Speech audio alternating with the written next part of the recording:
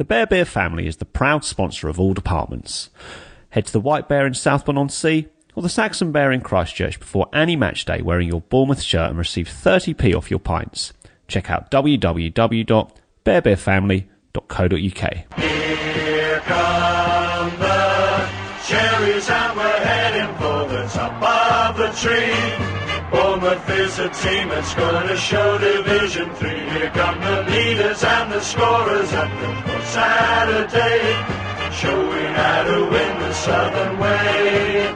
So we sing, come on Bournemouth, come on Bournemouth. While you're out there winning, hear the shouting and the singing. We sing, come on Bournemouth, come on Bournemouth. Here come the cherries, here come the cherries, here come the cherries, number one.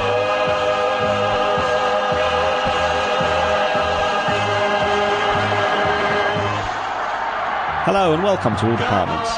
Our beloved Cherries lost for the third weekend in a row on Saturday when they went down 2-1 to an unimpressive Everton side left with only pride to play for this season. Here to report back on events at Goodison Park is author of the Cherry Chimes blog, Peter Bell. Pete, how are you? I'm very well, thank you.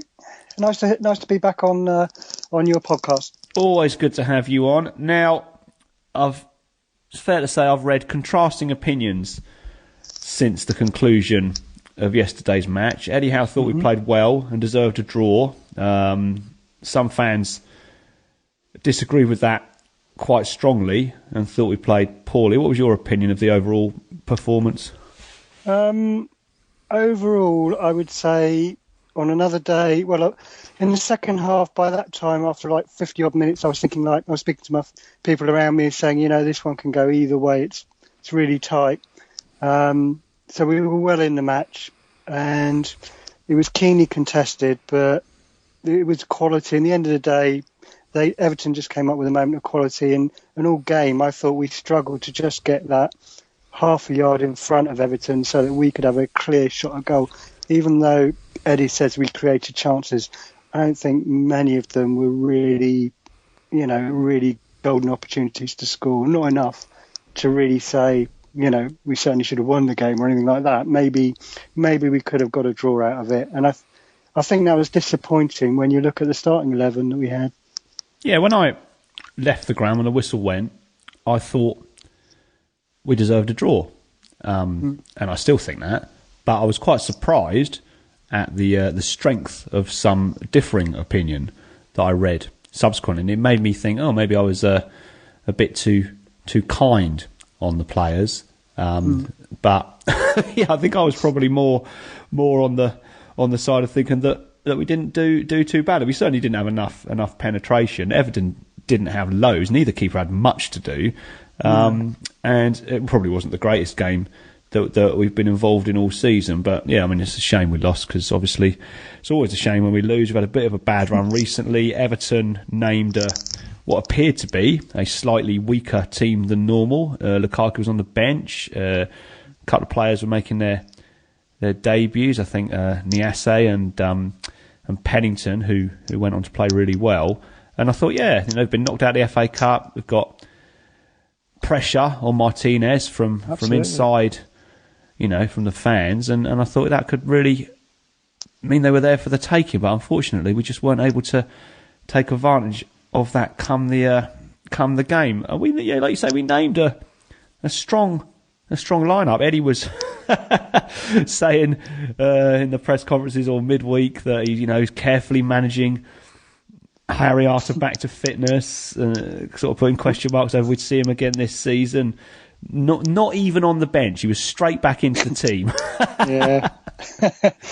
I've given up predicting the team these days. I know that he's always going to keep it close to his chest. So I was pleased to see him back, certainly him and see Callum finally get a start.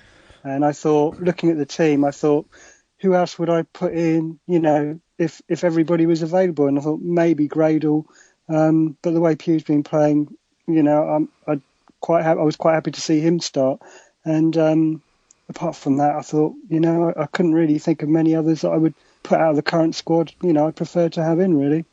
Yeah, I probably would agree. Aside from, on the strength of this season, would put Smith, if he was fit, in at right back. Francis into the middle, and I hate saying this, but Tommy Elphick to drop out. Yeah. So I think we've looked stronger. Well, we haven't obviously been great defensively this year, but we've looked stronger at the back with Smith, Cook, Francis, and Daniels than we have with the current back four, which is, I guess, our traditional back four. But they've looked. I'd probably agree with that. Yeah, I'd probably agree with that. I think Smith has been a bit of a loss, actually. I think he's surprised, certainly me, how well he has played since when he came in, and he is starting to look at a bit of a, another guy who'd quite happily have back in the team at the moment. Yeah, it looked like a bit of another disaster when we lost Tommy long term, and Smith had to come in, and Simon Francis was untested at centre back, but as it turned out, it worked really well overall. And I think that would be the first choice back four for me of the players available at the moment. I mean, obviously we've got Sylvain Distin, who's played well when he's been in the team most of the time. Tyrone Mings, who we obviously haven't had a chance to see and make judgment on, but he's still working his way back to fitness. But yeah, I think that like yesterday's lineup was. I mean, you're always going to have injuries. The odd suspension was, from the players that we've got in our squad, was a strong lineup. And you mentioned Callum Wilson coming back, his first start in 7 months. And I mean, that, despite the disappointing run of results we've had recently, bringing him back to full fitness before the end of this season, and obviously he's going to have, a few months and a proper pre-season to completely sharpen up, is going to be invaluable at the start of next season, isn't it?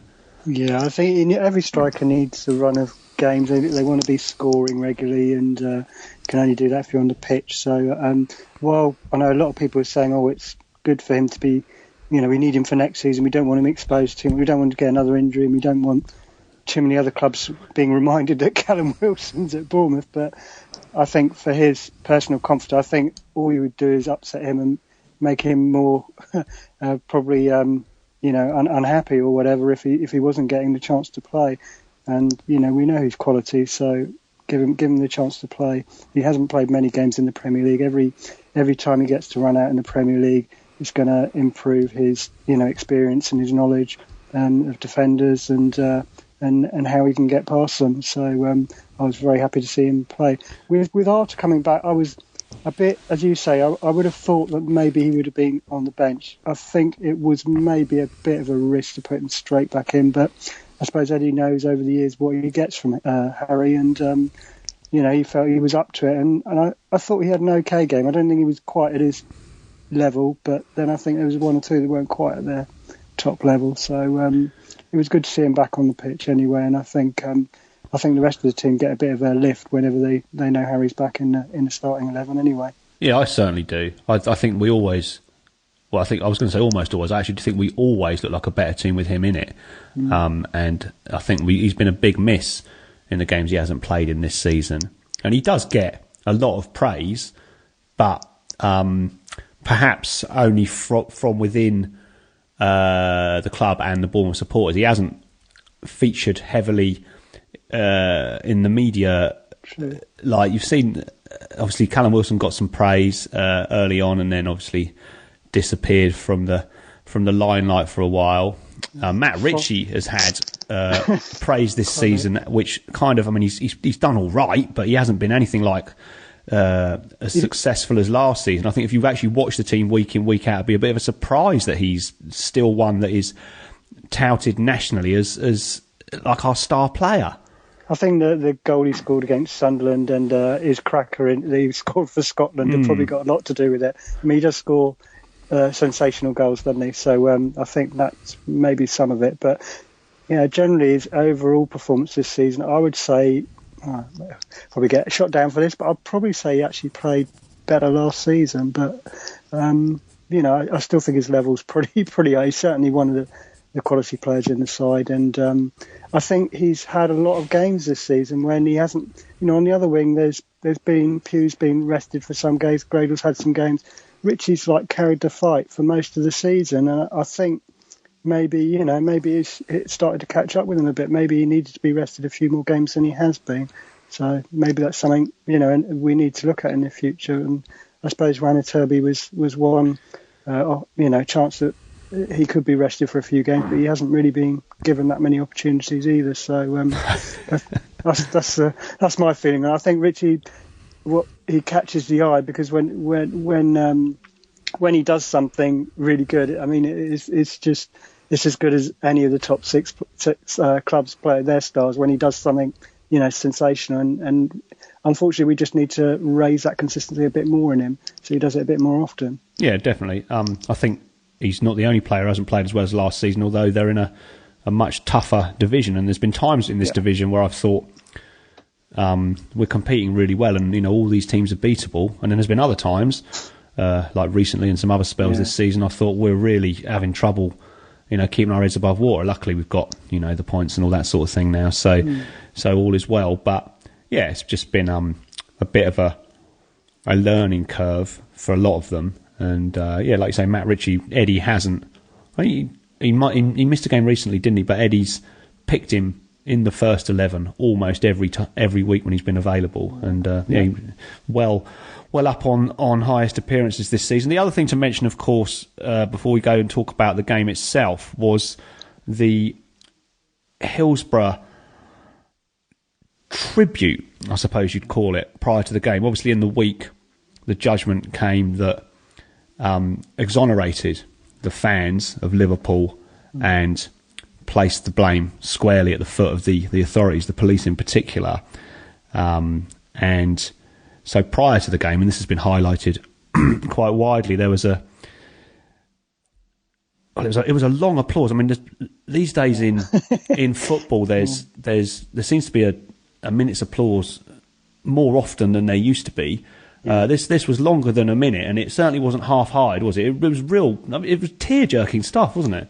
It was really emotional, and I think I felt quite privileged actually to be at Goodison on the day with all that going on, because they had the big signs up on the screens, and then the players lined up, and some of the families actually came on the pitch, and that's when it really got you. You thought like, you feel for these people. They've been, being told, told a life of 27 years, and it's just so unfair, and it's just hard to believe that it could happen in this country like that. But hopefully a few wrongs have been corrected now, and hopefully they get the peace that they're after.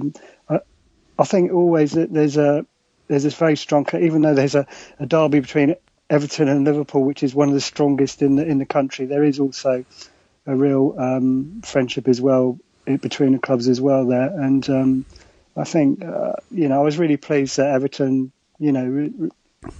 sort of took on the mantle of because they had a home game, Liverpool didn't, and they were pleased to sort of like raise the profile of these people, their victory, because it's been it must be a really hard week for them, and let alone the last 27 years have been hard. But it's right that they were held out in the public eye, and they've now got the correct decision, and I think the tragedy will never be forgotten. I think it was a really nice thing to do, and like the programme as well had the children, the Liverpool child and an Everton girl as well on the front. I thought that kind of got you in the movie, expecting it to be a really emotional day. And I don't know whether it affected the first few minutes of the game, but certainly I was still thinking about it as we were playing, certainly. Yeah, it was... Well, we have been, like you said, privileged bystanders. We wouldn't have chosen this, but of course it was a long time ago, and we've not been anything to do with it apart from people of our age remember when that happened and have followed it over the years from a distance. But we had Liverpool down very close to the anniversary, and then we were at Everton yesterday, and I mean, just to, I suppose, have a tiny role and a tiny glimpse in that sort of event, and what you said about how the two teams, the two clubs come together for things that are clearly more important than football, and we all work and know other people who support other football teams, including those we consider to be our rivals. But we want to beat them. But that's about as far as it goes. And it's just been an amazing week for them. And we were, I struggle to say we were lucky enough to see that kind of thing with our own eyes. But it certainly was a privilege, and it was probably the most emotional part of the afternoon, but I suppose that's only right. Like you said, the game started off, it was quite uneventful at first, but it burst into life come the 7th minute. We seem to have both scored and conceded quite a lot of early goals this season. Recently we've been conceding them, and so this goal, and I noticed this as the match went on as well, cleverly scored. They knocked it about a bit. Barkley had a hand in it. We seemed to stand off them around the edge of the box, and we did it after this as well. Yeah. I'm not sure why, but it was clearly, once I started to notice it happening 3 or 4 times, I thought, this must have been some kind of instruction about how to play against Everton that Eddie'd given the team. But it gave them space around the box, and they were able to pass it not really under too much pressure. All of our players seemed to be a yard or more off them, and I think it was Barkley that found Tom cleverly, and he basically twisted Simon Francis around with one of those little, what's now been called the chop by Mark Pugh, and then he shot, it went through Tommy Elphick's legs, which was unfortunate because everything we fired at their goal yesterday, Pennington seemed to block, but Tommy unfortunately didn't manage to make any contact with that one. And then Boritz, who was a few yards off his line, at the time I thought, why didn't Boritz get it? And I still think that, but probably not quite as strongly now, because having watched it back, I think he may have been somewhat unsighted, which is probably, I don't really know. I'd have to see it. I didn't really see it from an angle behind the goal. I don't think they've got a camera there at Everton, but maybe I'm being slightly kind to him. But it was just, I think the key problem was the way we stood off them. What did you think? Yeah, I don't know what your view. You were in the upper tier and I was in the lower tier, but we probably had a similar sort of angle. Because I was quite near the corner flag. I don't know if you're away from that, but my angle wasn't great. I was a bit. It reminded me of like the Liverpool goal, the first goal that they scored. Was it Firmino scored from outside the edge of the box, didn't he? And it was an early shot around the 18-yard, and they certainly backed off. But my feeling is probably that Boric should have expected a shot, and maybe should have got down a bit earlier. And that was my personal feeling. On that one, I was just a bit suspect on the keeper. I know that obviously Elphick could have got a touch anyway, and maybe delayed waiting for that anyway if he was going to get send him the other way. But I just felt he was a bit slow going down. I don't know, Boric has also had an injury. He's been carrying an injury and still playing. Is it something that he's having a bit of difficulty with? I don't know, but if he was, I wouldn't have thought Eddie would pick him. So he would put Federici in instead. So I've got to say that he, on that basis, then he probably was unsighted. But it does worry me that we've had a couple of goals now from around the 18-yard area where he hasn't got really that close to it. And as you say, the defenders really, are not sort of like committing to a tackle, and it's caught us out a couple of times, and it's something that I don't know how many times things happen like that. They need to for it to happen to learn from it, that they've got to stick a bit closer. I mean,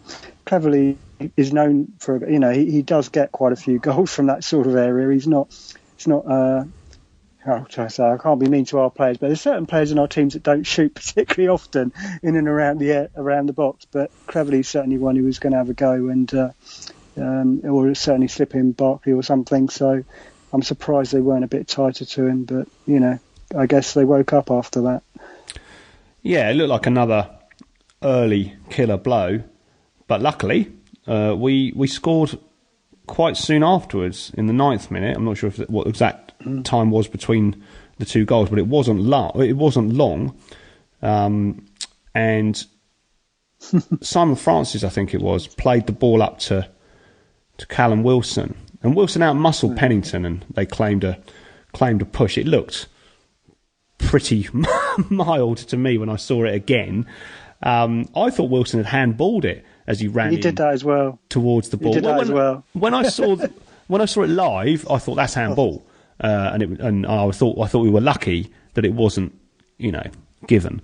But when I saw it on television, it's actually his chest. It's just one of those ones that looks like the arm, right, but he didn't actually touch it with his arm. It was his chest. Although I wouldn't have been surprised if the linesman had given it. He always had a better view than me because it was down the other end from us, wasn't it? But and then he ran into the box and pulled it back across the goal. Josh King tried to. Was it a pass or a shot? From King? Yeah. He took a swing at it, didn't he? Yeah. And Besic was there, like tight to him, unlike our players for their goal. And I'm not sure if it hit Besic on the way through, but right, it didn't go towards the goal. It went out to where Mark Pugh was standing. Pugh was suddenly found himself with a golden opportunity to score. It was almost like he thought, sort of seeing the way his body suddenly came to life, that he thought, wow, I'm going to score here. And he just whacked it in. It wasn't any problem because Howard was still finding his feet after he was, potentially going to have to pull off a save from Josh King. And we're at 1-1. And I also thought, although, again, seeing it back on television, we definitely weren't, that Pugh was offside. So afterwards, the Everton players, or lots of them, including Howard and about 5 other players, went over to the linesman. But did you think there was anything wrong with the goal in terms of the build-up? I was surprised. I mean, this is my pain. I know a lot of people like standing in that, but it really gets on when I've got my young son next to me and he can't see very well because everybody is 6 foot tall and they stand in front of him. So he didn't have a great view. Luckily, they had some screens up which we could have a look at, turn 2. But it does. I know people like to stand, but it does really annoy me, especially when they're asked to sit as well by the stewards and the announcement. So we didn't have a great view of the goal. What I did see, I thought it was Elford who played the ball up to it could have been Wilson. And from what I saw, while it wasn't that strong a push, I certainly expected the referee to blow because I clearly saw the hand on the back of Pennington's back or whatever, giving him a slight nudge from Wilson. So I expected him to blow them. And I couldn't believe it when he didn't. I couldn't see the suspected handball until I saw on TV, and then I thought, I could see all the Everton fans at that end, on TV when they put their hands up, sort of thing, then claiming that as well.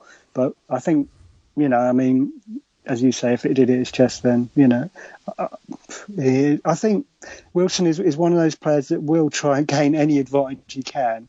And why shouldn't you? Because the teams that do it to us get away with it more often than not, it seems. So I was surprised he didn't get pulled up on it, but as soon as the ball was in the box, then Everton looked all over the place, to be honest. This is why I say we couldn't get a really good view of it. I couldn't see that much. I mean, the ball seemed to hold up in the box, and I couldn't see why for any reason. But obviously, Josh King had it and was trying to get a shot away, but whether he sliced it, whether it hit Besic, but it landed, obviously, as you say, at Pugh's feet, and he had quite a simple. He only had one man to beat, didn't he? And he was already on the floor. So, I'm pleased for Pugh because, he keeps his goal scoring going, and it proves that he's always in and around the right areas, and it's a nice talent to have, I think. But certainly Wilson without Wilson's contribution, there's no way we would have got behind him like that, I think. So well done to him, I would say, for getting away. If he did, he says it's a physical game and contact, there's going to be contact, and it would have been maybe a bit harsh. Nobody would have known it would have led to a goal from the initial touch that he gave Pennington, but as it is, that's how it ended up. But I'm sure that Everton have had a few something like that this season as well. So there you go. Yeah, I mean, Pennington's, as we subsequently discovered, he's fast. He played well yesterday. He was excellent, I thought. Yeah, but because Callum gave him a little shove, he managed to just get a head start on him. Yeah. forgotten about that aspect of Callum Wilson's game. I tend to remember, obviously, the goals and the pace, and forget the way that he likes to engage in that little bit of devilment with the opposition's defenders, which I think probably most people agree, is part and parcel of the game. And it's nice to see your own players doing a bit of that. Obviously, you don't want them to be like complete maniacs, raising their hands, and Fellaini whacked the Robert Huth today, and Huth's done a bit of himself actually. But you like to see them being able to, I guess, dish it out. Callum Wilson doesn't mind engaging in some of the argy-bargy, and he's not that big in terms of his physical presence. He's not small, but he's certainly not sort of that noticeably large, and he appears to be quite mild-mannered off the pitch, but he's happy to engage in a bit of that during the game. And go on. We want a bit of fight, though, don't we? From our players? Definitely, yeah. We want a bit of, if they're all sort of like, a bit soft, then we ain't going to get any joy up front. So they've got to use a bit of their physicality, and I think maybe Coventry's learnt that side of the game, and it's something that I think someone like Glenn Murray will use his physical strength and that to his advantage, and and I think some of our players still got to learn that a little bit, because I certainly thought even in midfield, Gibson was kind of like soaking up a lot of the balls, and he was using his body all the time to get in front of Arthur or Sermon and keep possession. And I think that physical aspect is still something that we're not yet as strong as some of the other teams, some of the strong teams anyway, up the top of the league. No, I say it's fair to say we don't have that kind of player in midfield. Harry Arthur does put it about, but he's not a big, dominant physical midfielder. And I guess that's not the type of player that Eddie favours, but I still am happy to see a little bit of it. And I remember Callum getting pulled up quite a few times last season by referees, whistling against him. And sometimes you thought, why is he giving it against him? But maybe refs were seeing it closer and seeing a bit more than we were seeing. And but I think, long may it continue. I'm quite happy for him to play like that. I think he only got booked once last season, so it's obviously not incurring too much trouble. And he was key to the goal being scored. His pace took him away from Pennington, although, like I said, he got a head start. And then, I think the ball just kind of, whatever happened with King and Besic, it just sort of span towards Pugh, and then it was in the net. And then we were back on terms, and it was just brilliant, because obviously it's great when you score a goal, but to have gone down to an early goal and then got back on terms really, really quickly in what I thought was potentially a game that we could have got something out of. It was game on again, wasn't it? Yeah, the mood changed a little bit, because the crowd were really up when they scored. I thought, oh, here we go. And as soon as we equalised, from then on, for the rest of the half, I thought it was really subdued, Goodison, and I thought, we stand a chance now, because we've quietened the crowd, and they're starting to think about other things like their manager, and I thought we were well in it. In the first half, I thought there weren't that many opportunities, but I certainly thought we were giving as good as we got. And moments after the goal, I thought, we maybe had a couple of good chances to even get ahead. We took a measure of that. Yeah, we took a measure of control of the game at that point. We tend to, it can be the impact of the goal isn't always just the fact that you've got one on your scoreline or whatever. It's the confidence that it brings afterwards, and the way it changes the mood inside the stadium. And we started to play okay.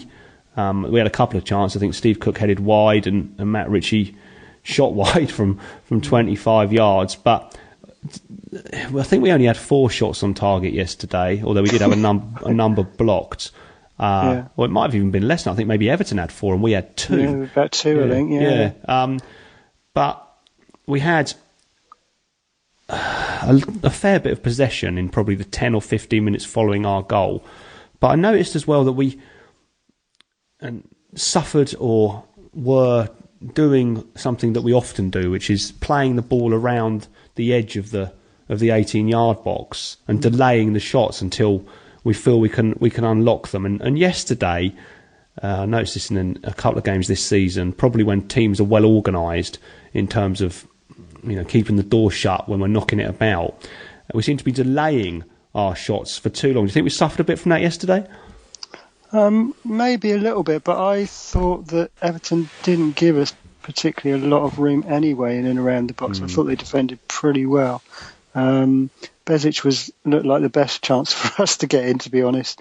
And one of them surprised that he was subbed at half time. But otherwise, I thought Stones, they're quick, they're defenders. Stones is quick. And I thought maybe, as I say, Gibson was really getting a lot of the ball. I thought there was one where Arter was fouled, where everybody expected the whistle to go, and he just wasn't given anything, whereas they seemed to be able to muscle on our players, no problem. But I thought shots on target should have been more. Howard wasn't really tested very much in the whole 90 minutes, I don't think, but it's something that there was one in the second half in particular, which was where Sermon should have probably shot and didn't. But in the first half, I thought the main thing was we weren't getting as many crosses in as I like to see us do, and I thought later on again we had a change on the wings and we were getting more crosses in and more joy from that. But I don't know. I suppose we were trying to play through, but just unable to. Really, I don't think there were really any great. Sermon and Arter weren't able to find, thread balls through for King and Wilson to really have a one-on-one race with the fullback, which is what we want. He wants to slip them up in between the fullbacks and the centre backs, and then get a one-on-one. But I don't think Everton were defending very cleverly, and they didn't really allow that space to open up. So I don't know if there was one moment as well, that hesitation in their box. I don't know if you remember that, where was it Bezic and the keeper, the ball sort of landed, it was a back pass almost to the keeper, to Howard, and we almost stole it, and Howard was just like standing there for a moment, not knowing what to do. Do you remember that bit at all? It was after about 20 minutes or something like that. But I think he might have thought he couldn't touch it with his hands, right? And then he hesitated, like you said, and we could have nipped in, but no one was alive to it. No. Another chance went begging. I mean, they were nothing special either yesterday. No. Everton, they like we said, they had a slightly less, perhaps not their first choice lineup out, and the assay up front didn't really seem to be having much impact. You mentioned Besic at the back and one or two others. They've got some good players, though, I thought did look a threat when they got on the ball. Barkley's always, I think, a danger. Lennon, I thought, played okay yesterday. I didn't like it when he got the ball. But overall, they didn't contribute a great deal either, did they? I mean, the first half, they got their goal. I think Boris came off the line and blocked from Barkley at one point, but apart from that, it was a game with very little goal-mouth action, wasn't it? It was very, very little, and that's surprising for two really attacking teams, I thought. And the passing, to be honest, from both sides wasn't great either. With the amount of times the ball was given away really cheaply. Richie, I'm afraid, did it a few times. Arter, Sermon. I mean, you can almost put most of them, had the odd wayward pass. And it was not one side, it was both sides as well, I thought, to be honest. So, maybe that was contributing to the fact that, neither side was really, so dominant in midfield. And when it was getting in and around the box, people were just shooting just to have it, just trying to get anything somewhere near on goal. But the shots that there were pretty awful, to be honest. Most of them were nowhere near the goal. So I don't know why it was. It was quite a windy day. It was cold, and I don't think that's particularly had anything to do with it. But no, I don't know. They just couldn't get. There was nothing. I don't know. I don't think either team really got into their full stride until the second half, to be honest. No, well, I'm not even sure if they did then, but it was probably slightly more exciting than the first time. It's a shame because I enjoyed the day. I enjoyed Goodison Park. I've never been there before. I wanted to go. That was one I looked at when the fixtures came out and thought, I need to go there because that stadium is obviously, got a lot of history and it's staged various really important matches, FA Cup finals, internationals, etc. But also there's a limited amount of time that it's going to be there. Whether they, completely redevelop it, there isn't much space, or they move somewhere else. I didn't know, but I enjoyed it a lot mainly because of the old school aspect of the stadium. There was no frills, was there, at Goodison Park? I like the way they had all the history around the outside of the ground, didn't they, on the banners and that. And I have to say the fans themselves are probably the most friendly fans I've heard. I got my tickets. I was looking at my tickets, wondering where to go, and the guy just come up to me and said, "Oh, do you want to know where the away fans are?" I didn't even get a chance to look at he was directing me, telling me where to go, where I should go, and all the rest of it, and in a nice way. And no, they're really friendly, and I really warmed to them actually a bit. I think they've had a hard season themselves, and when I did my interview with one of their fans, I mean, they were really welcoming and happy to see Bournemouth playing there, and hoping for a really good game. And they were still, remembering the 3-3 draw at our place. So, but on the day, I think they were really, I was quite pleased as well that they weren't. There were some aspects we'll get to with Martinez, where it was more after the game and at half time, just coming up to. But I thought the actual fans in the ground were quite respectful on the day and didn't, protest too much, during the 90 minutes, which is what I was fearing. Apart from one thing that happened just before half time, which you'll probably just about to come on to. Well, I was just going to reiterate or echo what you said about the fans. We got there. I went on the supporters coach with my friend Paul, and we got there quite early, about 12:30. I had to pick up my tickets because they'd gone missing in the post round here. So I nervously made my way to Goodison Park, thinking those tickets better be there, but there was no problem sorting them out. I said to the steward, is there a pub where away fans will be welcome? And he goes, "Oh, you're all welcome round here. You'd be welcome in my house." And then he directed us to the Wilmslow Hotel pub, which was just opposite the main stand in Goodison. We went in there, and everything in that pub was blue. They didn't even have a hot tap in the toilet. They only had the cold tap, the blue cold tap. We were the only people in red in the entire pub. We stuck out like sore thumbs, but they made us feel really welcome. Like you said, they were happy to laugh and joke about the 3-3 draw and the fans running on the pitch and all that sort of thing. And yeah, they were really, really friendly, really enjoyed it. In fact, I think I might have enjoyed it a bit too much in that pub before the game, but I managed to find my way to the seat. And really, really good day out. Yeah, well, before half-time, they became a bit restless. At half-time, there was some muted booing. There seemed to be a bit more going on at the end of the game. I was listening to the Norwich-Arsenal game on the way home as well, and Arsenal seemed to have some coordinated protests against Wenger planned. These things seem to be happening a bit more these days, don't they? Yeah, there was a discussion on the radio, I'm not sure which channels, saying whether, should fans have this much, say over, the managers and that, whether they should stay and go, or, whether they should be doing actually during the game, I think, or whether they should be doing it. I mean, Everton were pretty respectful, apart from this plane that appeared towards half time. I couldn't see that where I was in the upper tier. It was only after the game I saw the pictures. I thought, I missed that, because where I was at the top of the upper tier of the Bullens Road stand, you couldn't see the sky. You could see the pitch and a bit of the other stands, but you couldn't actually see the sky.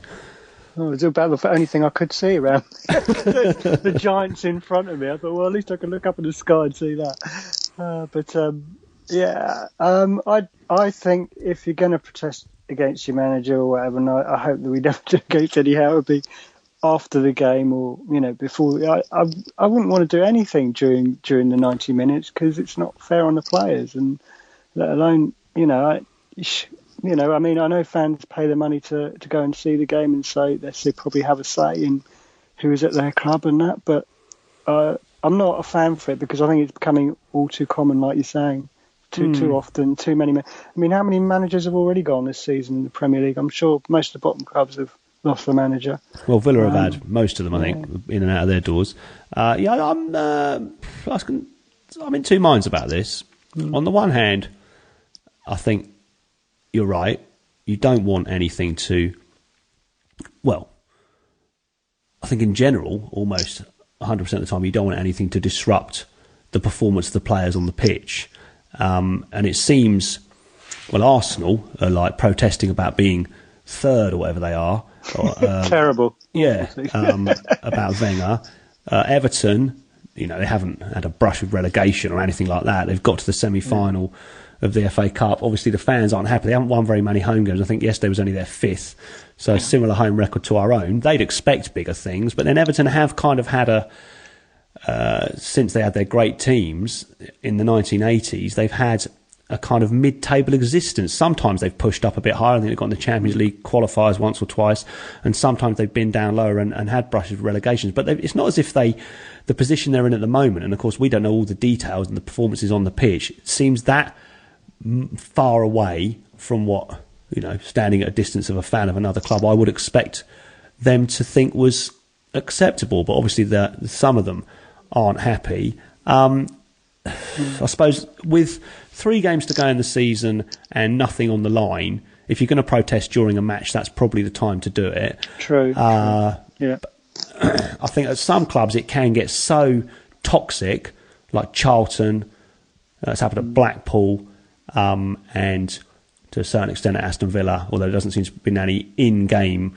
disruption of the actual matches, that the fans basically are pushed or feel they're being pushed so far that they need to, take direct and dramatic action. Vent their anger. Yeah, and and also to get themselves listened to, because I think the question of should fans protest is a kind of a ridiculous question, in as much as, if anyone's got a right to protest, it's the fans, as long as it's done. Exactly. And they are, when it comes down to it, they are the club, as we've seen with our club. And you get all these clubs with, billionaire owners and stuff. But, if all that disappeared, you'd still have, a large amount of the fan base left who would ultimately save the club if it came to it. And it's happened time and again with football clubs.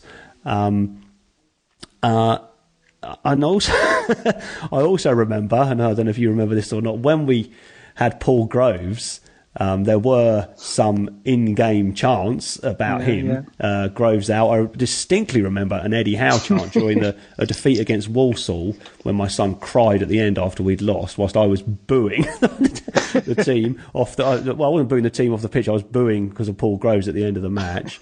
And then there was a protest outside the ground. I didn't go to that because I had my son, he was really young then, which, I remember Steve Fletcher saying ultimately was one of the things that I think Eddie Mitchell came out, didn't he, and spoke to the fans. He looked a bit like he'd been enjoying himself as usual, and then I think Groves was gone. We may have played Crawley subsequently to that. I remember that dreary day. Yeah, and I think Groves was gone soon after, and Eddie was in. So it's all very well for us to say after a few years of success and having, a manager who is almost unimpeachable at our club, that the fans shouldn't protest. But I think there's circumstances where even in game it is going to happen, isn't it?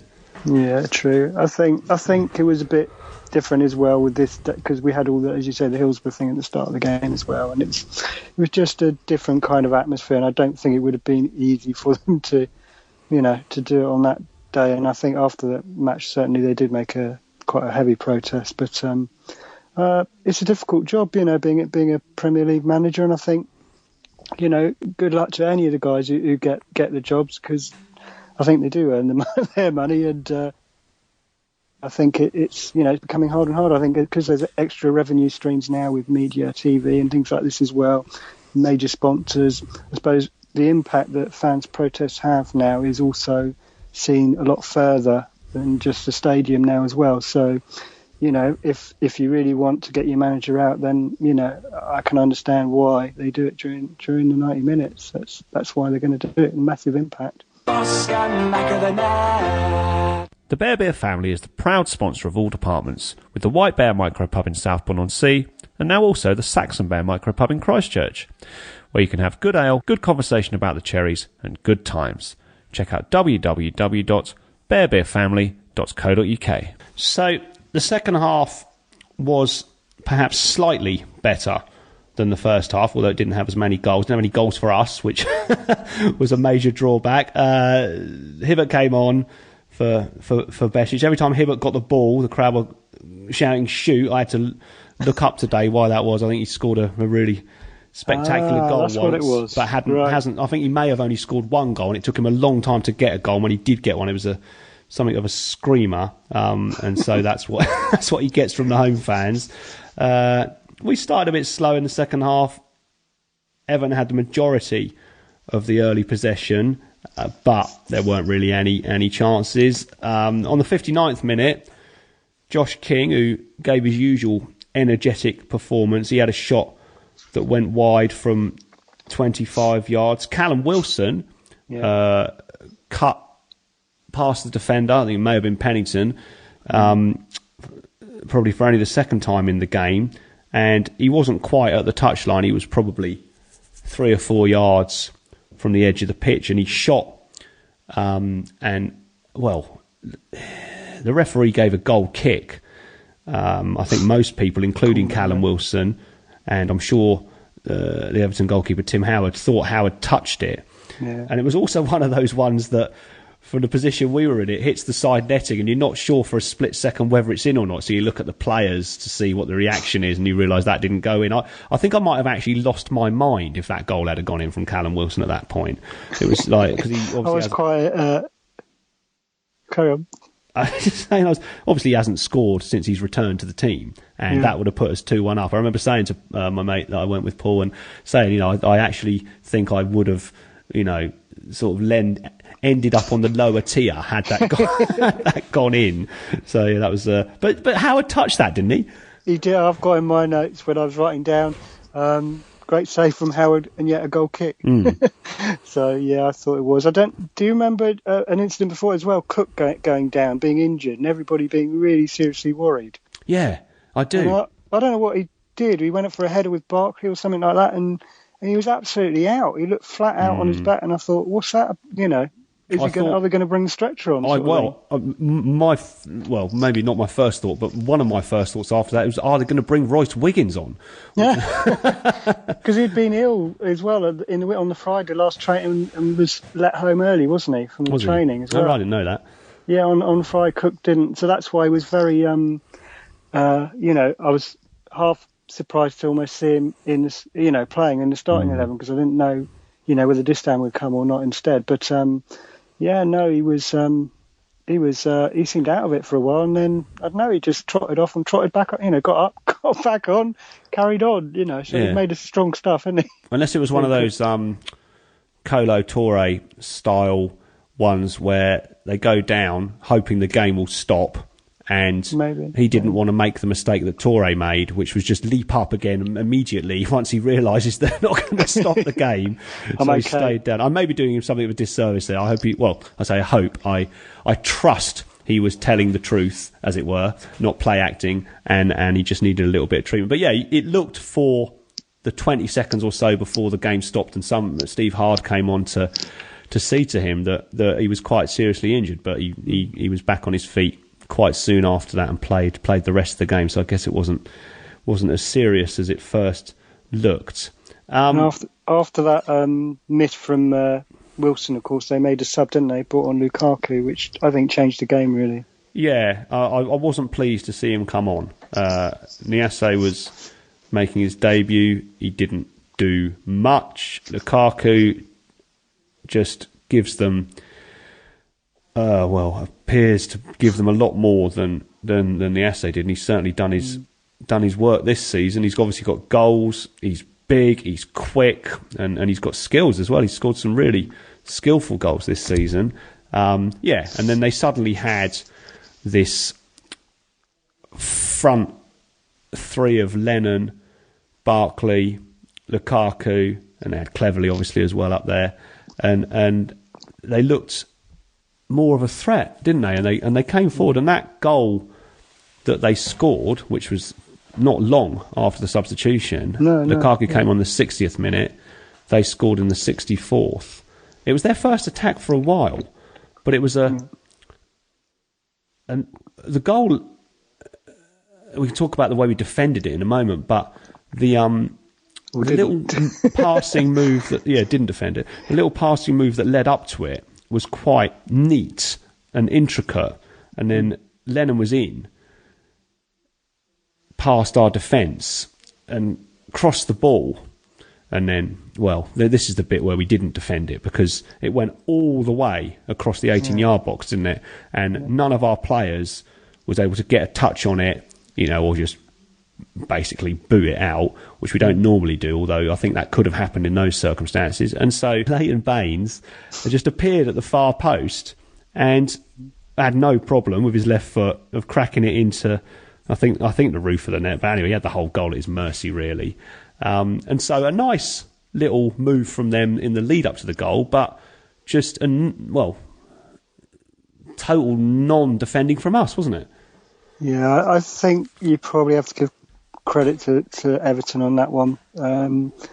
Lennon, as you said, he had a good game and he was trouble when he did get on the ball. And it's not a big lad, is he? But he just, I don't know, he just manages to find, space in the right time, and he gets to the byline, and I think cleverly tried to get hold of it, didn't he? Went in the middle. I know there's one of the players who's definitely Everton players tried to get around the penalty area and couldn't quite get there and fell on his face. He fell, that's quite amusing. Yeah, and I thought, the danger's gone. It's over. It's okay. And Leighton Baines turns up on a far post, and he just doesn't miss, does he? I mean, it was so simple for him. He just made it look easy, and I don't think it particularly. We had a couple of players on the line. He just smashed it home, no problem. And I thought, if he was wearing an England shirt, that would have been in Rose Ed, wouldn't it? But Everton shirt, no problem. Right. So it's just one of those things. I credit Everton more than anyone, because I think the players we got back, we just didn't have them in the right. They just happened to be anywhere near the right place. And Baines, I don't know, he made quite a few runs during the second half up to that. He was certainly pushing on more than he did in the first half, and he likes coming forward and he likes attacking, and he's certainly got a good left foot on him. And there was no stopping that. It was right in the roof. And as soon as it went in, I thought we're going to struggle here to get back on terms, because that's all they needed was, that it was just that one moment of quality, and they had it. And we'd been battering the door all game and not finding that, that one moment, even though we kept trying. Yeah, I remember thinking as soon as they scored, once I'd finished sighing, that they didn't deserve to be ahead. But like you, I also thought this is now starting to have an air of inevitability about it, that we're going to put in, what I consider to be an okay performance, not by any means our best of the season, and to be undone by, a few things, but our own inability to have any penetration in the final third, and a couple of bits of quality from Everton in terms of their goals, although coupled with some pretty static defending from us. So we were 2-1 down, and we rocked a little after that. I think Boris saved from Lennon, but then we did seem to spend most of the rest of the game pushing for an equaliser. Eddie brought on Stanislas and King for Pew. Sorry, and Afobe for Pew King. And King. I think King was just... It was going to be Wilson, but it was King, wasn't it? Yeah. He was, again, he ran all day and he was a constant problem for them. Didn't get any... I don't remember him having any chance. Oh, he had that one in the first half from 25 yards, but he pulled that wide. Yeah. But nothing clear cut. But I thought he played all right. Mark Pugh scored. I thought he had a fantastic game. Yeah, I thought he had a really good game. But again, he's probably not got enough to play at that tempo for the full 90 minutes. He hasn't played every game this season, obviously, and so Junior Stanislas has got potential, and he's certainly very fit to come on. I remember one moment when Pew and Daniels were on the left wing, and Pew had beaten his man. He'd got everything, and he was just going to play Daniels in, and he was only about a yard away from the goal line, and he smashed it past the goal line instead of passing it to Daniels, and then just held his head in absolute shock and horror at what he'd done. It was just but apart from that one sort of like mistake in the match. I thought Pew had a great game, but he just played so well, and I think he just like lost his concentration for a moment. But it was good to see Stanislas come on as well. Though I thought he's probably not come back as well as when he was playing in his full, a few weeks, about January or whatever, before he got injured. I thought he was having an amazing time, and maybe Hal thought he's going to come back at that level, but I think it's taking him a couple of games to get back into it. But I think he certainly came on and was probably our main supplier. If anybody was going to score, it was going to be from a Stanislas cross, I think. Yeah, obviously we've got options up front and on the wings. I quite like seeing Pew. I like it when he starts, but I probably prefer it when he comes off the bench. Right. And he comes on and he's not. He usually gives the opposition something else to think about when he comes off the bench that they haven't had to think about during the game. But we've got other options. No Maxi on the bench even yesterday, despite it's them saying it was just a dead leg last week. But maybe it's a little bit more serious, or there's something else going on that we don't know about. But anyway, those two came on. Benik Afobe has been out injured. He's back. He's fit now, or certainly fit enough to make the bench. And we did push up quite a bit. Afobe quite early on when he came on. The ball kind of bounced to him in the area, and it looked like a really good chance. Yeah. And it was on the half volley. I don't know how well defended, didn't it? It was Pennington, wasn't he? I mean, he was everywhere, that boy. I don't want to see him again. And I'm not sure Bennett quite struck it as cleanly as he would have liked. But anyway, Pennington got in the way. Because, I mean, when Afobe lifted his leg to shoot, I thought this is going to go in. But unfortunately, it didn't make it to the goal. But, as you mentioned, in regard to Pew and some comments you made when we were talking about the first half, we just were constantly, frequently giving the ball away unnecessarily, and the attacks were breaking down. I mean, it must have driven Eddie Howe nuts yesterday, that. Yeah, I'm not sure why it was. I mean, they were also, Everton were making a lot of blocks. When Afobe had his chance, he had Stanislas and Ritchie also had shots blocked. And yet the ball always seemed to bounce to one of their players. And, we weren't getting the luck that sometimes we do get, And I thought some of the passing wasn't great in the middle of the field. I don't know, Arthur. I think maybe, it was a lot for Arthur to do on his first game back, to play. He wasn't subbed, was he? I think he played the whole game. And maybe, it was a lot to ask from him. But I thought Stanislas, when he came on, he was whipping crosses in. He was doing everything that he could, and I was really impressed by him. I thought, why can't he do that more often for it? But it just wasn't, really, while we were winning corners and things like that. There was one other chance that I'm sure you're going to come on to, but I just felt that we were, I don't know whether it was...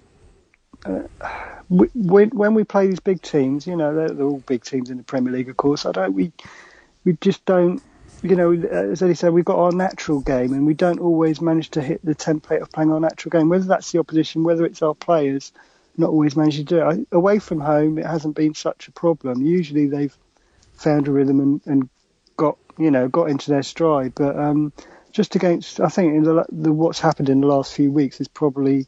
They're 2-1 down. They're thinking, oh, not again, And it's hard to lift yourselves every time, and it just needs a few things to go our way just for a change. And I think we've just not had the run of the ball last couple of games. And against Everton, I certainly think, we were a bit unlucky not to get a draw, really, because there were chances for us to get an equaliser. Yeah, I think another issue that we didn't have to deal with very much last season, and we certainly have had to deal with this year, is the consistency of the team lineup. There's no doubt that Eddie's using these last few games to bring Callum Wilson back to full fitness before the season ends, which I already mentioned. And then there's one or two others like Afobe and Stanislas. But I mean, that's always going to happen every season. But over the course of the season, we haven't had as much luck with injuries, even with Arta being in and out of the team and the wingers coming in and out. We haven't really seemed to be able to name like 9-10 players in the team every week like we seem to be able to do when we're in the Championship. And I think that does disrupt the rhythm of the team as well. I mean, it happens a lot in football, but I think that, and I'm just saying this is, mere guesswork off the top of my head, I'd imagine if you look at successful teams, in the majority of cases, it would prove that having a consistent lineup, is really, really helpful. I guess I could quote Leicester this season as being an example of that. I'm sure there's lots of others, and I think that may have impacted on our performances a bit. And yeah, there's lots of things you could point out, and everybody knows that we've certainly not looked the team that we were looking in March during April, since we've been feeling a lot more secure about our chances of staying in the league. And I was refusing to believe when we started to lose games at the start of this month, towards the end of March, that the foot was coming off the gas. I may have slightly changed my view on that, particularly after Eddie Howe said as much in one of the press conferences a couple of weeks ago. So that's having an impact. But yeah, you mentioned we had another chance. Benik Afobe had a header. Callum Wilson, who was still on the pitch at this point, he went off in the 79th minute for Lewis Grab, and he again, got to the touchline. He crossed it in, and it was on Afobe's head. And all Afobe's goals have been these kind of chances that he's gobbled up. Difficult one. Yeah, and first time chances as well. I mean, there was the one at against Southampton, the one at Sunderland, which was really difficult. The way he headed that in off the ground. Yeah, the one at the header. The header at Palace was slightly different, but still, he put it away. But yeah, this was the sort of chance you think Benik Afobe is going to gobble this one up, and he put it over, and it was just another one that went begging, another one where we didn't have to work Tim Howard, and it, I suppose, at that point, I just thought, it's not gonna happen today. But we continued to push forward, but we never really had any more chance. I think Matt Ritchie might have fired wide from distance, but a little further out.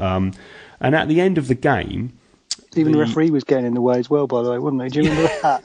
Well, yeah. I read on your blog today you weren't impressed with his performance. He had a slightly strange game. He didn't have a lot of big decisions to make either, did he? No. But I just I don't know. His positioning wasn't always the best. I think for both teams, he got in the way once when they were doing a build-up. But yeah, there you go. But when the game finished, the feeling amongst the fans was very obviously disappointed to lose, but I felt was very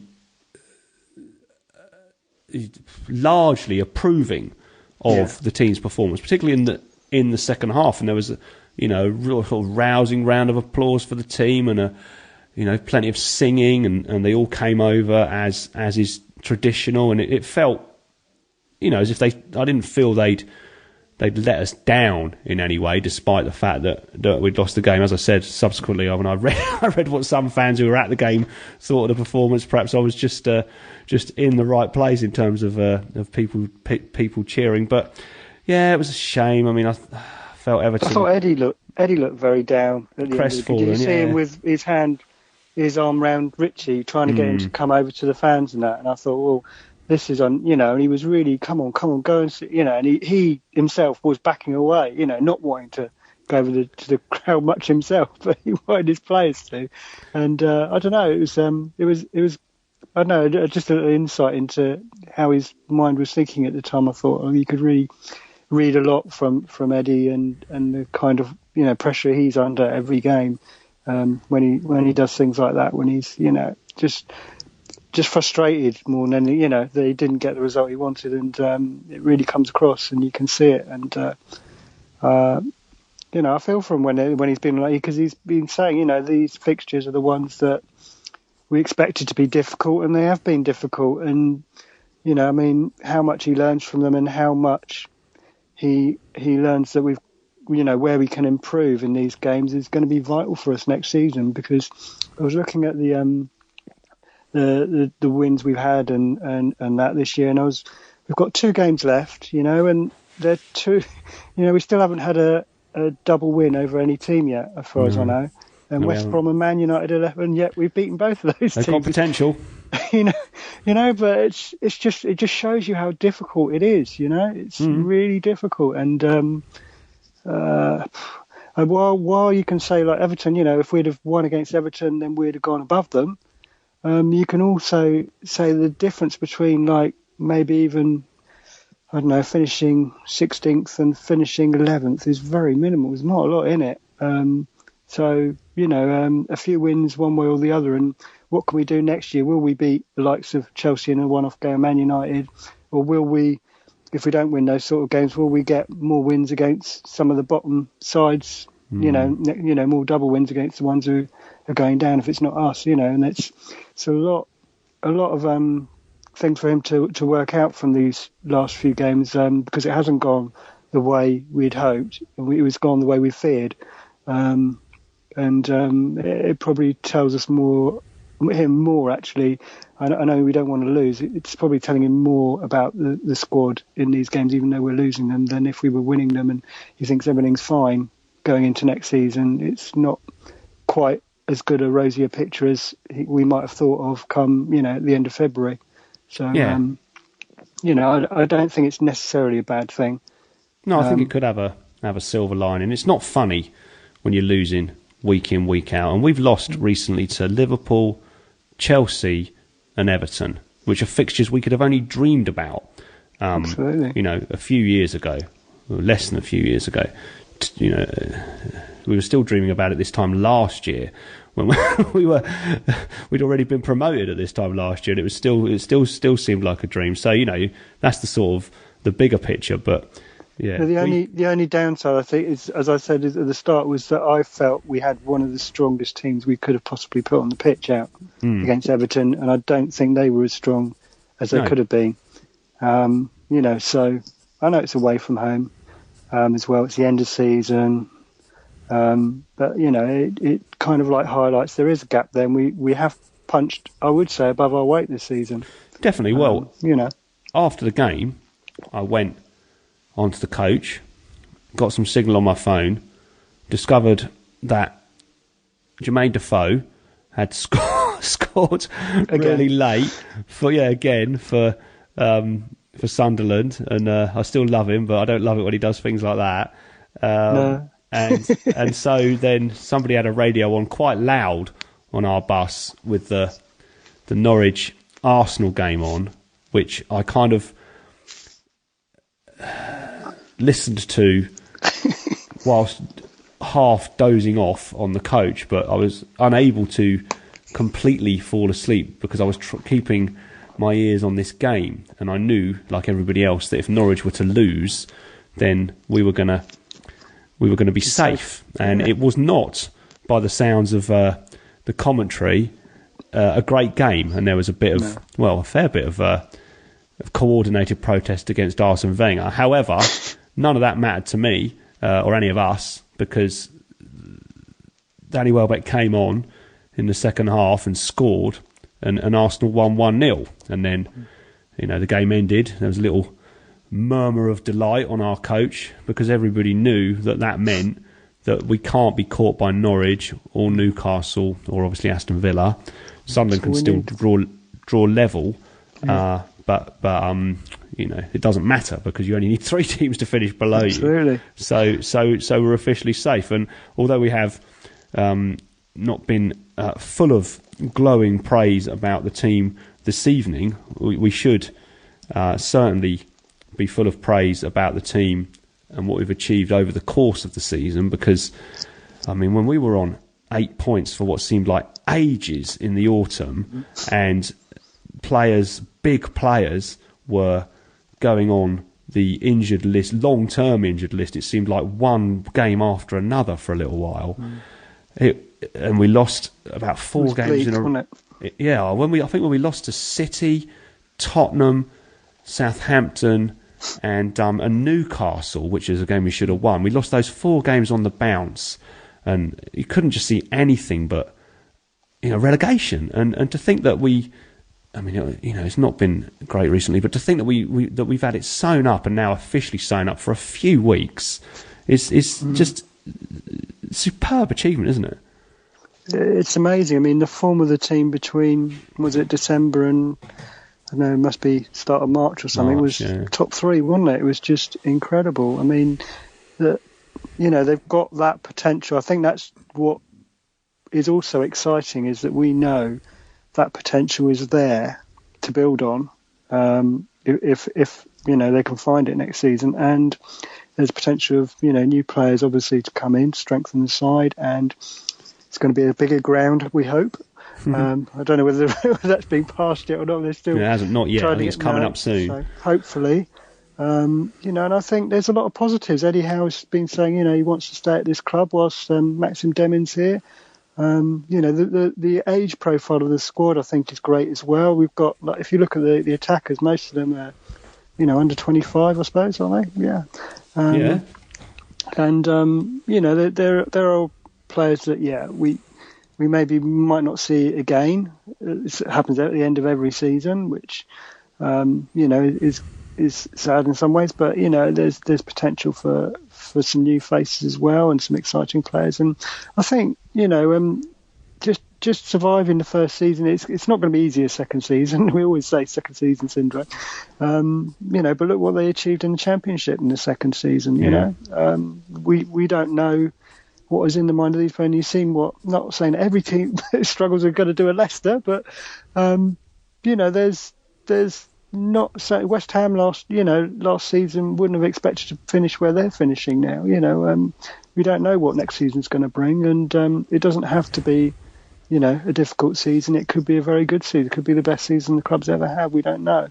So I think there's a lot of positives, and I think Howe and Jason Tindall will go away at the end of the season, and they'll look over it and they'll work out, where we are strong, where we're not so strong. Obviously the goal count against, was it 63, something like that, is something they're going to have to look at. How can we tighten up at the back? What do we need to do to concede less goals? Because if they can sort that out, we're certainly capable of scoring a lot of goals in the Premier League.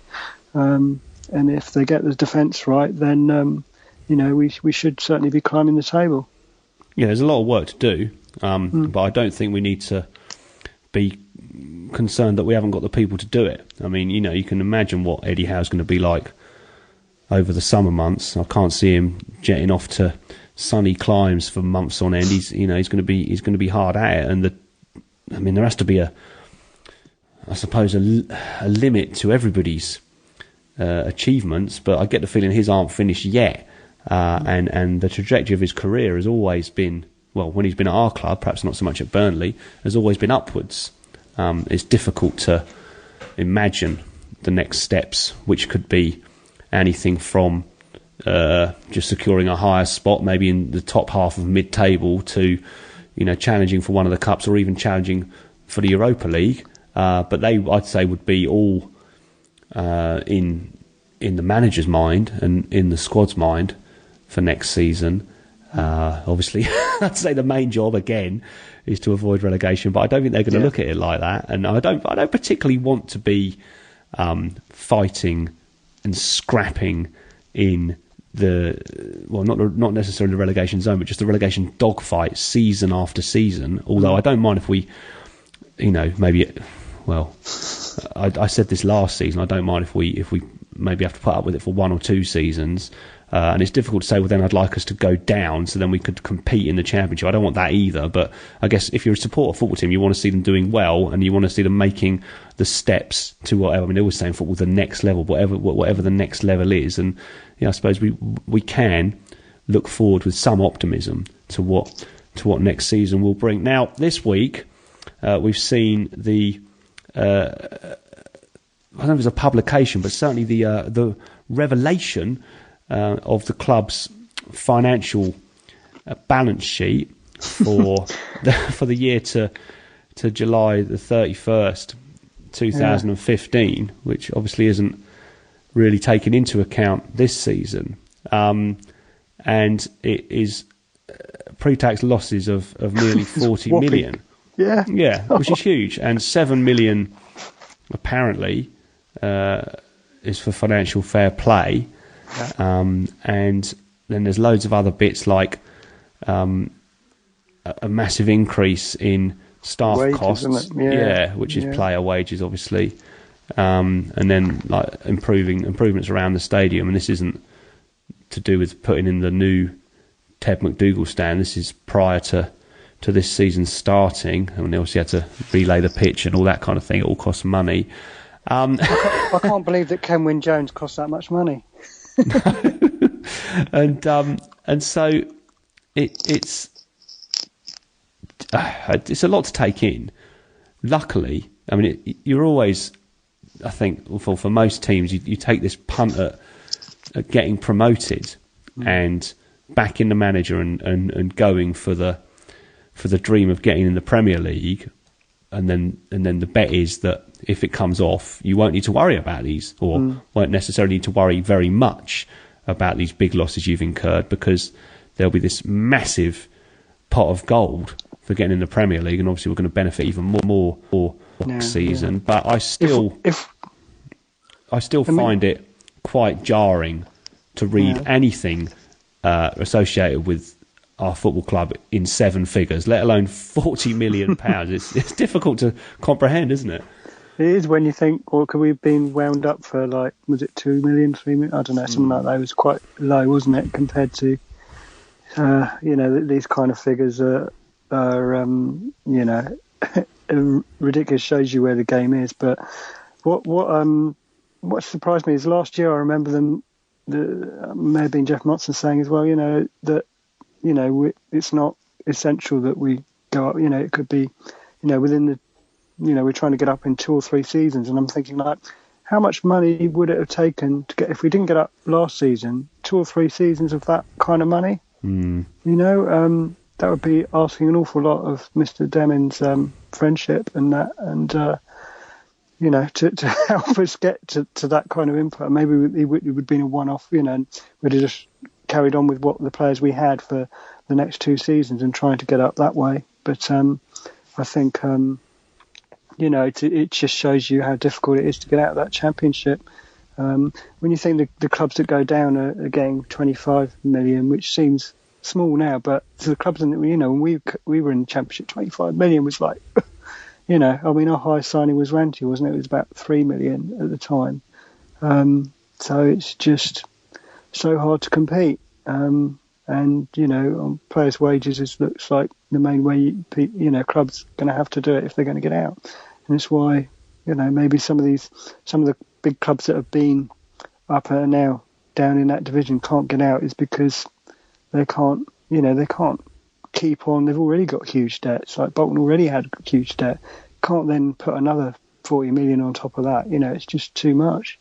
So that's the way it is, I'm afraid, football. These, and it's, with all this talk of the Premier League maybe becoming more competitive, maybe it is, but I think the Premier League hasn't been great for the pyramid system. The whole, we want 92 clubs to be, competitive, and I think there is a problem, and that the 92 clubs aren't, as in a healthier state as we'd like to believe in our minds, and I think some of the clubs are going to find it even more difficult going forward. And I think you may find even the Championship becomes I'm going to say a very different league in years to come, because some of the bigger clubs are going to be the ones that find themselves in the most financial trouble, maybe not the ones in League 2 and League 1 who decide, we can't do it, we have to cut our costs, accordingly,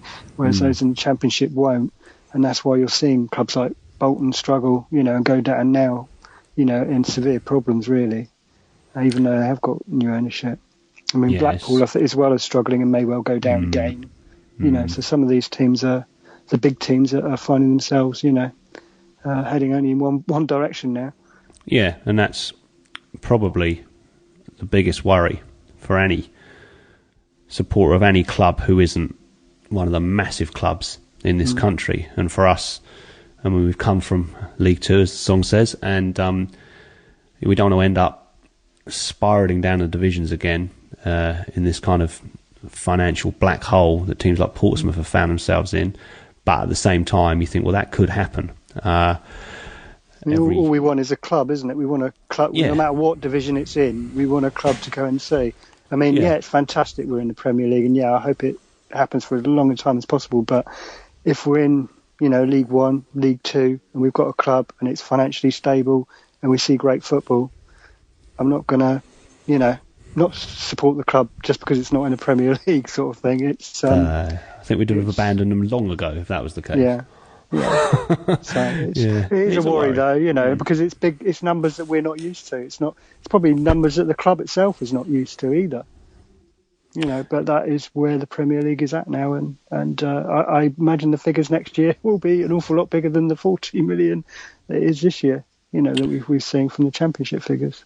Yeah, but the income's going to be a lot bigger as well. So it is. I mean, I read somewhere recently that in June, all the clubs that have secured their place in the Premier League get their first payment of the TV money, and it's 60 million. And you think, well, that's all right. We've lost 40 million, we've got 60 million. But obviously, there's other things going on, and the figures are only to July 2015. So we don't really know what's going on at the moment. You just hope that, as you said, the club are cutting their cloth accordingly, and we're not going to, should we drop out of the division, then become the next in a long list of teams that have reached the promised land only to to discover once they drop out of it that all the magic disappears and all the money certainly disappears. I mean, I'm just looking at the Championship table at the moment, and there's clubs down there. Charlton have obviously been relegated. They haven't been in the Premier League for a while, but they had a long spell in there. And there's teams that just can't get out of it. Forest, Wolves, Leeds, just goes on and on. I've got more sympathy for some of those teams than others. But it's just it's a lesson that doesn't need to be learned, because we've seen it happen so many times. But it's still a lesson that people don't always learn. So hopefully behind the scenes, and I think we can sort of approve of what's gone on so far with the current owners and administration of the club, or it appears to be being husbanded correctly. But hopefully it won't get out of hand. And like you say, we'll always have a team to support. Anyway, it remains to be seen what next season will bring. But we've managed, despite losing the last 3 games, to secure another year up there. So lots to look forward to next season. I should be looking forward to hopefully a return trip to Goodison Park, and it should be another great season. So I hope you've enjoyed being on the podcast the few times you've been on this season, Pete, and enjoyed the Premier League. Yeah, I have always loved coming on All Departments. You're fantastic at doing it. So hopefully we get to do it again sometime. Great stuff there from Peter. And if you're not a regular visitor to Cherry Chimes, do yourself a favour and head to www.afcbchimes.blogspot.com without delay. Our former midfield enforcer Tony Pulis returns to Dean Court next Saturday, and let's hope we can silence the throstles chirping and end this season's fixtures at home on a high. Stop the cherries in all departments, and goodbye. The Bear Beer family is the proud sponsor of all departments. Head to the White Bear in Southbourne-on-Sea or the Saxon Bear in Christchurch before any match day wearing your Bournemouth shirt and receive 30p off your pints.